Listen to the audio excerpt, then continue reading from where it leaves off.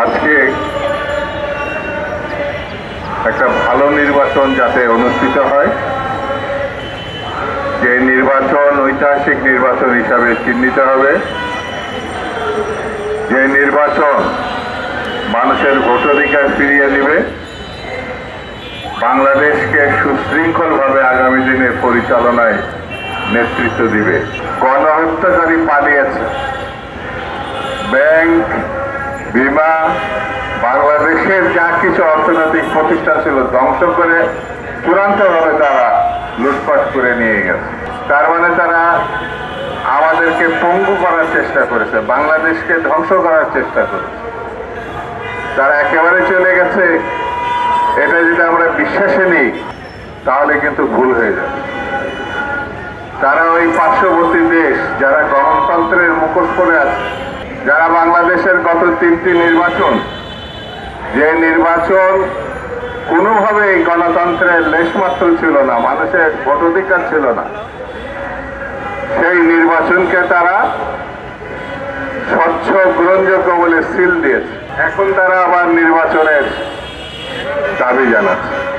দাবি এই দেশের মানুষ জানায়, যারা কৃষক, শ্রমিক, খেটে খাওয়া বিভিন্ন পেশার মানুষ, তারা তাদের অধিকার চায়, তারা ভোট দিতে চায়। এই ভোটের অধিকারে বিএনপি, দেশনেত্রী বেগম খালেদা জিয়া, জনাব তারেক রহমান গত 16 বছর ধরে মানুষের সঙ্গে থেকে রাস্তায় আন্দোলন করেছে। এখনো তিনি দেশে আসলে নিরাপদ থাকবে এটা অনেক মানুষই বিশ্বাস করে না বলেই তিনি সময় নিচ্ছেন, প্রস্তুতি নিচ্ছেন, দলও প্রস্তুতি নিচ্ছে। আমাদের দেশকে রক্ষা করার জন্য, স্বাধীনতা রক্ষা করার জন্য, সার্বভৌমত্ব রক্ষা করার জন্য আমাদের সবাইকে তৈরি থাকতে হবে এবং এমন একটা দলকে বাংলাদেশের আগামী দিনে ক্ষমতায় আনতে হবে যারা পরীক্ষিত, যারা বাংলাদেশে মানুষের কথা দিলে কথা রক্ষা করে। আমি মনে করি সেই দলের নাম হচ্ছে বাংলাদেশ জাতীয়তাবাদী দল, বিএনপি। যারা বিভিন্ন প্রশাসনে আগে 3টা নির্বাচনে অংশগ্রহণ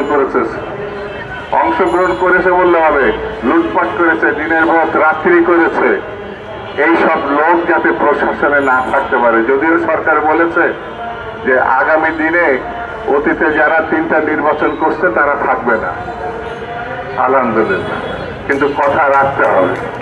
সরকারকে যে কথা দিয়েছেন সেই কথা রাখতে হবে। একটা জায়গায় ঐক্যবদ্ধ, এটা ভাঙা যাবে না।